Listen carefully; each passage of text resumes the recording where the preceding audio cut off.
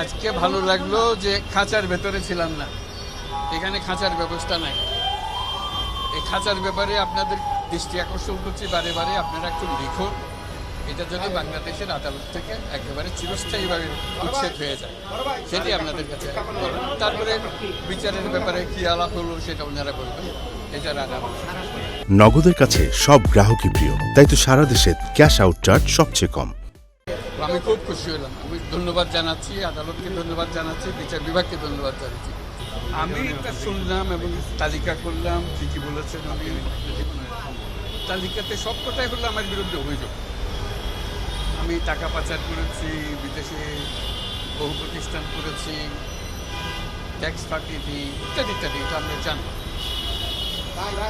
এগুলো হলো তদন্তের বিষয়, বিতর্কের বিষয় না। এটা আইন আদালতের বিষয়, বিচার বিভাগের বিষয়। এখানে বিতর্কের কি আছে বা ডায়ালগের কি আছে আমি তো কিছু পেলাম না। সে কাজে আমার মনে হয় এই বিষয়ে আমার কিছু বলার নেই। আর যে সমস্ত বিষয় উনি উত্থাপন করেছেন অভিযোগ হিসেবে, সেগুলোর জবাব আমরা বহুবার দিয়েছি, একবার না। আপনাদের হয়তো স্মরণ আছে 2012 সালে আমরা এগুলো বলতে বলতে এত বিরক্ত হয়ে যাচ্ছিলাম, শেষে 29টি প্রশ্ন গ্রামীণ ব্যাংকের, 29টি প্রশ্ন তার জবাব বলে একটা তালিকা করে পত্রিকায় বিজ্ঞাপন হিসাবে ছাপিয়ে দিয়েছিলাম। ওগুলো পড়লে ওগুলো জব ওখানে পেয়ে যাবে, এটা নতুন করে আর জব খুঁজতে হবে। এই যেমন আমার ট্যাক্সের ব্যাপারে আমি বলেছি, ট্যাক্সের ব্যাপারে কোনোদিন সরকারের পক্ষ থেকে, এনবিআরের পক্ষ থেকে আমার জন্য কোনো মামলা করাই হয়নি। কাজে ট্যাক্স ফাঁকি বিষয়টা আসলো কোথার থেকে, এটাও বুঝতে পারতেছে।